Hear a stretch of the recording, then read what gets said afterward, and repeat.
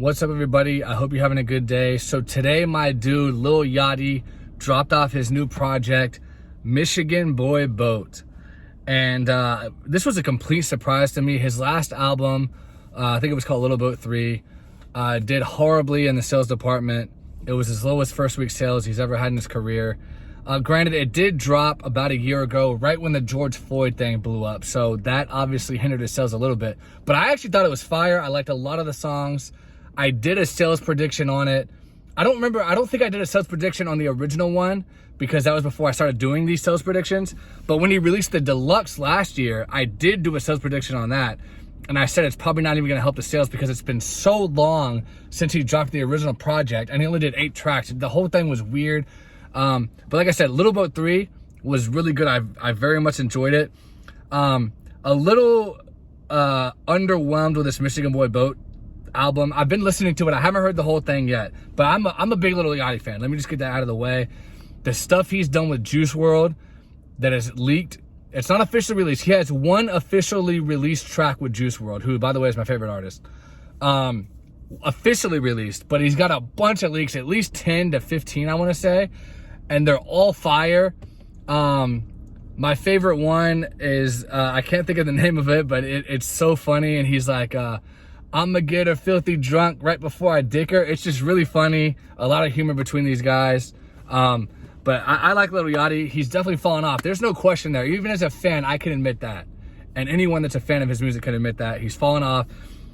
I don't think Michigan Boy Boat is going to be any different. I think it's going to go lower than Little Boat 3 did. As a matter of fact, I was checking earlier when I first woke up and saw it released, and it wasn't even on Apple Music yet. And it wasn't even on the iTunes store. So they already ran late with getting it out. That's never a good sign.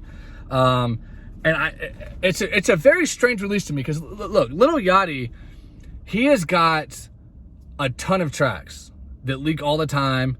And I'm sure, I don't know this for a fact, but I'm pretty sure he's probably got at least 500 songs recorded in the vault that haven't leaked.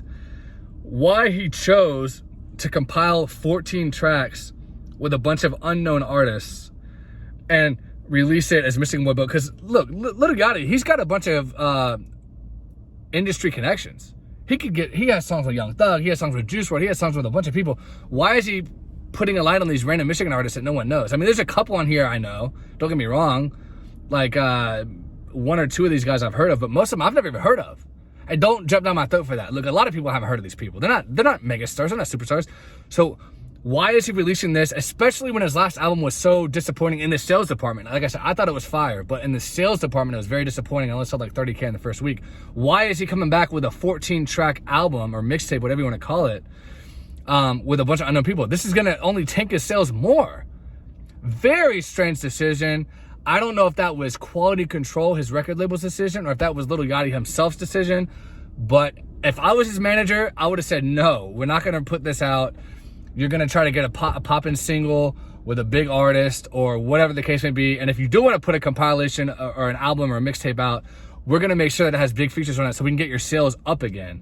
Because even though, like I said, I've been listening to this and some of the verses are really good and they're funny, you know, the beats are a little weird and stuff like that. I don't know. It's just it's a weird release.